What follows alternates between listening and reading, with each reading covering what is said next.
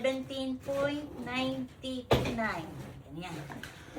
Oh, guys, so on lang natin. Ganito pagtimbang yan. Ganito paggamit ng timbangan na ating luggage. On lang, tapos nakaset naman to lagi sa kilogram. Pero kunyari, naset yan ng LBS, i-reset nyo lang. Okay. Tapos, magtitimbang na tayo. Kailangan lang, konting angat. Kahit konting angat.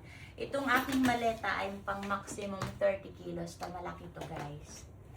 Kahit na 20 kilos lang ang limit ko, nagdadala lang ako ng ganito para hindi ako yung parang ang hirap ipa.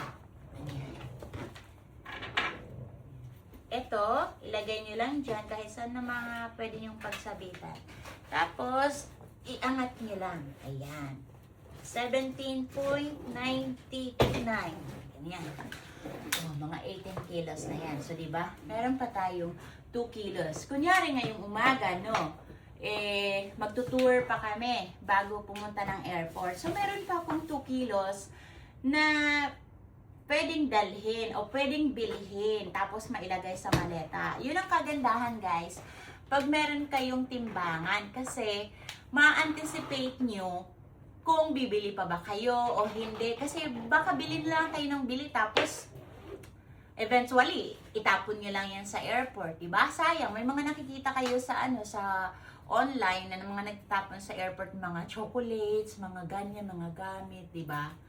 Kaya maganda talaga may ganito kayong timbangan. Kahit saan kayo magpunta, mapaprobinsya man yan, international tours, domestic tours, kahit saan, mapa-flight. Basta yung mga merong limit. Kasi kahit ngayon sa bus, meron na rin limit.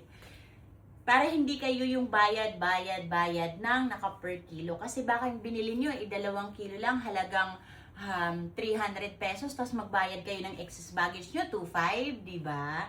Ang napakamahal nun. Hindi yon pang pang practical. Ayan. So, mabilis lang siya. Angat nyo lang, and then, check kung ilang kilo. Very accurate to.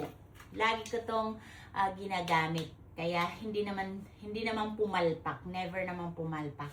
Tapos, yung ganito ay mapapalitan nyo ang battery. Kung kunyari, yan. Pwede nyo mapalitan ang battery nito, guys, pagka nalobat na siya. Makakabili ng ganitong mga battery sa palengke, ganyan, o sa mga bilihan ng relo, yan. Makakaano kayo nito. Okay? Ilalagay nyo lang ulit yan dyan, tapos magagamit nyo na siya. Tadaan! I-check nyo na sa yellow basket ko. Wala nga 200 pesos to. Basta ang mura nito, guys. I-check nyo na lang. Tapos i-check out nyo na rin. Thank you!